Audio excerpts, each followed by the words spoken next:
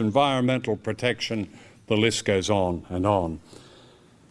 And that brings us back here to the United States, because I believe something is stirring in this country. Are we aware that in the last 8 months, millions of angry emails sent by ordinary Americans have flooded Washington? And I mean millions. People are outraged as their lives are attacked. They bear no resemblance to the passive mass presented by the media. Look at the polls. More than 2/3 of Americans say the government should care for those who cannot care for themselves. 64% would pay higher taxes to guarantee health care for everyone. 60% are favourable towards unions. 70% want nuclear disarmament. 72% want the US completely out of Iraq, and so on and so on. But where is much of the left? Where is the social justice movement?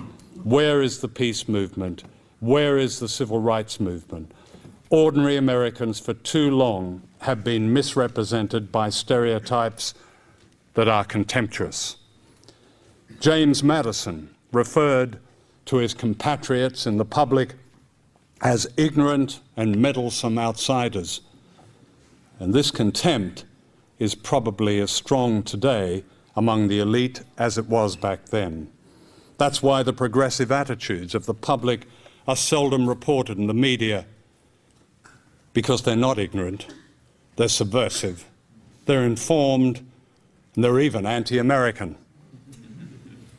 I once asked a friend, the great American war correspondent and humanitarian Martha Gellhorn, to explain the term anti-American to me. "I'll tell you what anti-American is," she said in her forceful way.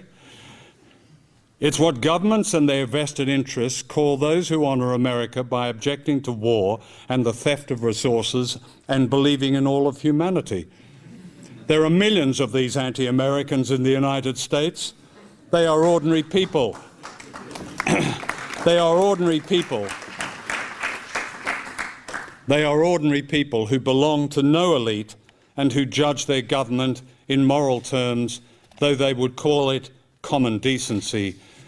They are not vain. They are the people with a wakeful conscience, the best of American citizens, of America's citizens.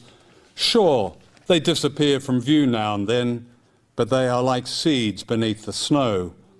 I would say they are truly exceptional. Truly exceptional. I like that. My own guess is that a populism is growing once again in America, evoking a powerful force beneath the surface which has a proud history.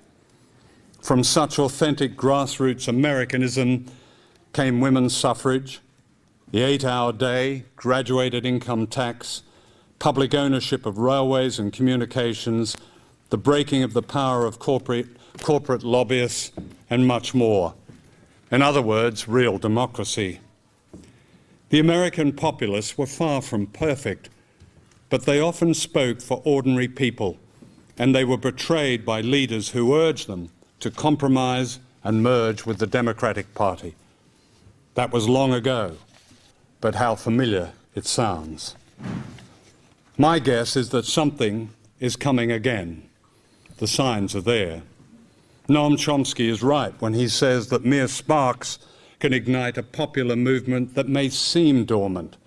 No one predicted 1968. No one predicted the fall of apartheid, or the Berlin Wall, or the civil rights movement, or the great Latino rising of a few years ago. I suggest that we take Woody Allen's advice and give up on hope and listen instead to voices from below. What Obama and the bankers and the generals and the IMF and the CIA and CNN and BBC fear is ordinary people coming together and acting together. It's a fear as old as democracy, a fear that suddenly people convert their anger to action, as they've done so often throughout history. At a time of universal deceit, wrote George Orwell, telling the truth is a revolutionary act. Thank you.